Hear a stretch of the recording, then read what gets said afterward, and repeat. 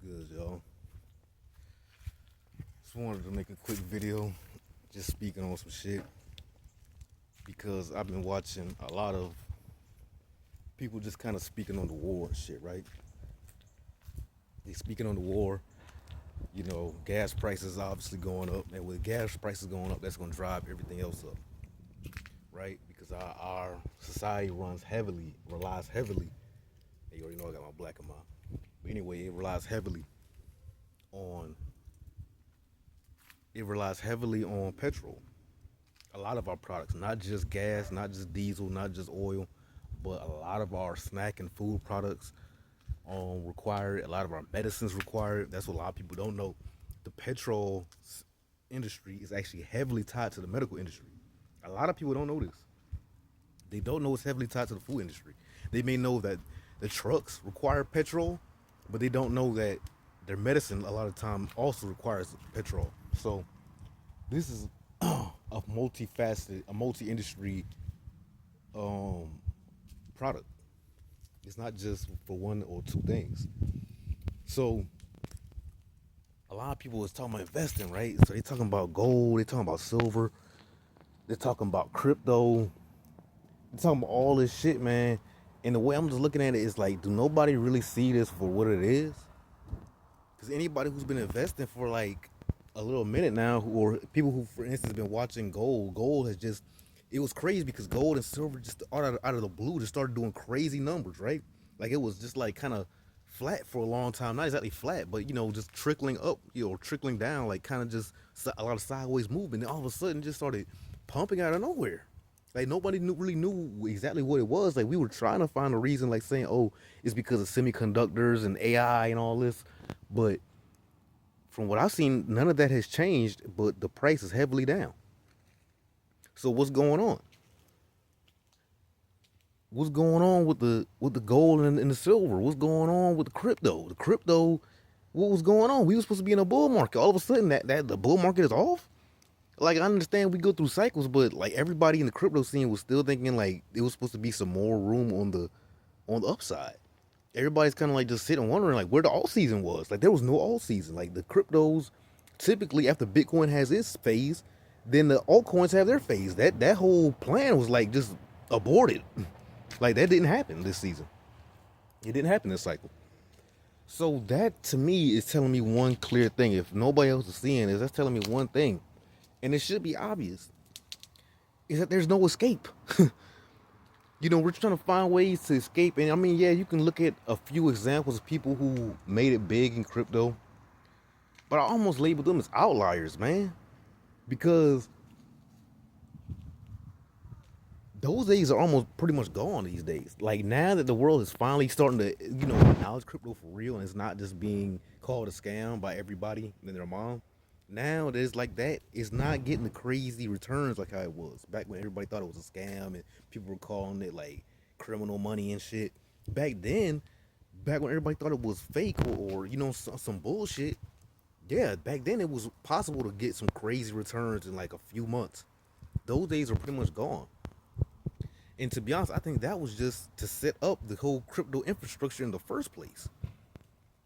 I could speak more on that in a different video, but generally what I'm saying though is I feel like people don't realize that the whole system is rigged. So they're trying to find an escape.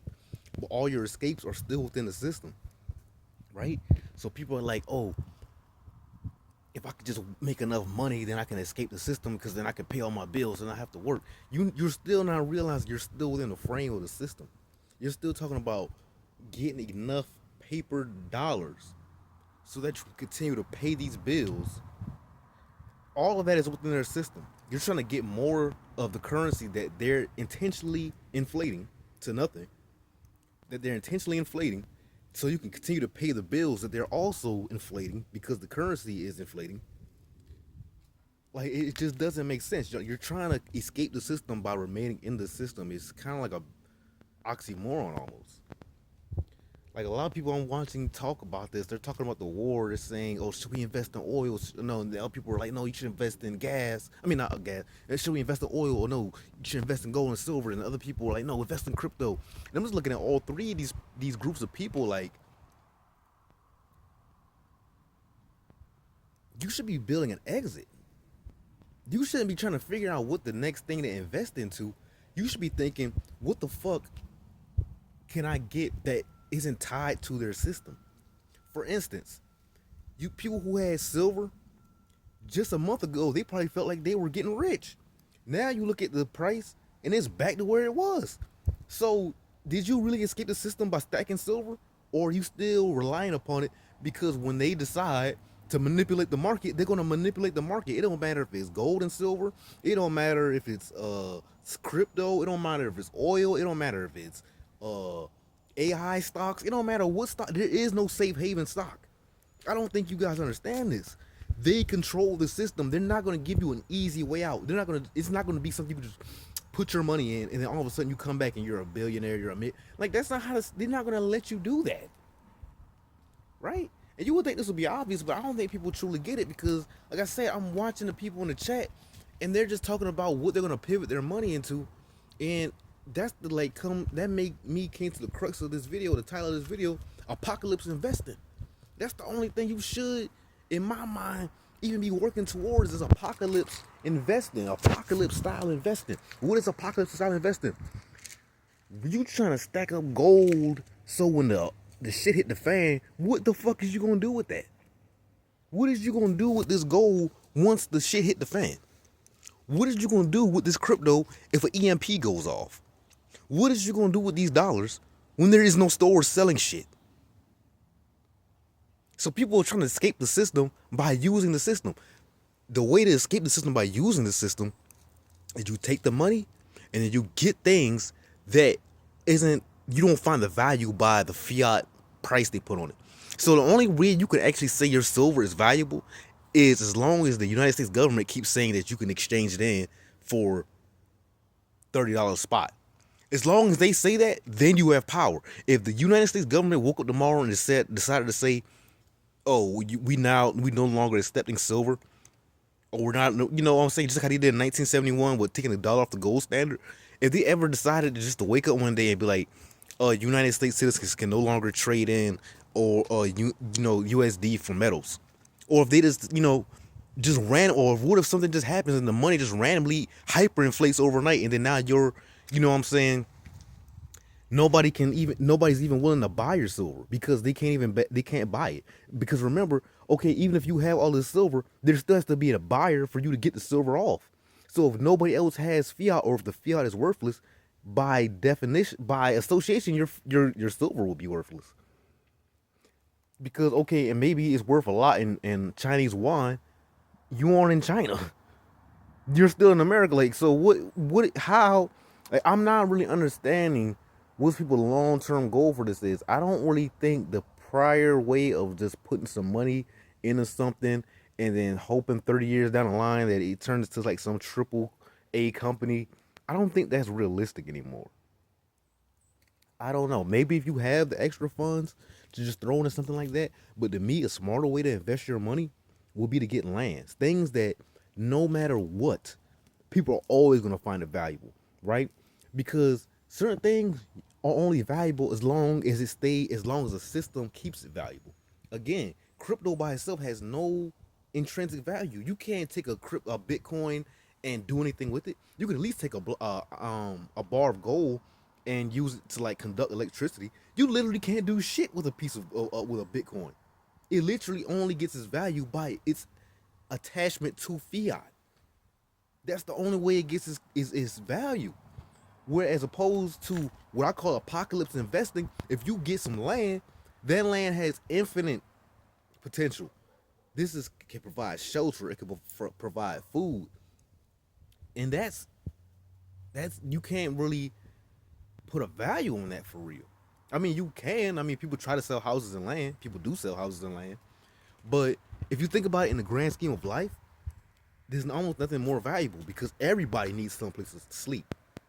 No matter what you do, no matter who you are, no matter what market you're interested in, no matter if you are a gold seller, a crypto trader, a stock investor, a stock trader, I don't give a fuck what you're fucking interested in. You need someplace to sleep and you need something to eat. So those two things would be the most obvious investments, right? If you had money, it would make more sense to invest in some land Because even if you couldn't find nobody to rent it out, you could still cut the land. What the fuck is you gonna do with a whole bunch of silver when there's a civil war? Like right now, imagine if we weren't in the United States and you was in Iran right now, and we was getting hit by all these bombs from the U.S. You think anybody in Iran right now would give a fuck about your gold bars? You know what would be the number one commodity right now in Iran? Clean water, clean food, shelter. That would be the number one commodity. Anybody who in Iran right now who has an abundance of food, medicine, and shelter, I guarantee you they living like a king right now. And weapons. And weapons. You gonna have to have weapons because you know they coming, whoever they may be. So people talk about all this investing and stuff. Like you guys should be figuring out how to escape the system.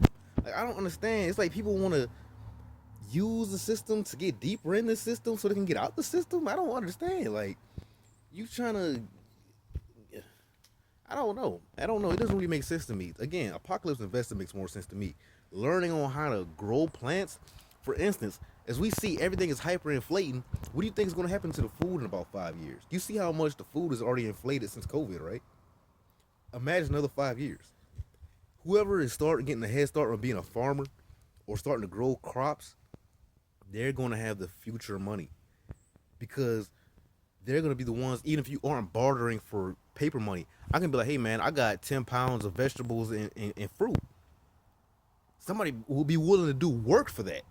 That's real money. When you can exchange something and get somebody to do something in return for it, who is going to work for a gold bar when there's no stores upon the gold bars at? Who's going to work for that shit? It's useless in that case. Something that is truly valuable is valuable throughout time, such as land, such as food. No matter if you're the richest man in the world or the poorest man, no matter if you live in the first world country or third world country, you always going to need food and you're going to need shelter and you're going to need water and you may need medicine. And 9 times out of 10, you might need some fucking weapons because somebody might want what you have. So to me, apocalypse investing is the smart investment route for 2026 and beyond, and for really infinity, because again, these are things you can utilize forever. You know what I mean? Because right now you're trying to get money to do what? To pay your bills or whatever. Imagine if you didn't have any bills to pay. Imagine if you owned your house. Imagine if you had your own water supply. Imagine if you had your own electric supply. Then I wouldn't give a fuck if I couldn't get $5. You know why? Because I don't need to buy anything. What do I need to buy? See, people are so concerned with the system and they're so attached to the system. They love buying things. They want to buy shit. I don't like buying shit. I'd rather be able to wake up, have $0 in my pocket, and it not even affect my day. Why? Because I already have food.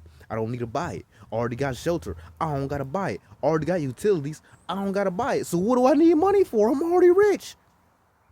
I don't know. Just something to think about, man. Apocalypse investing.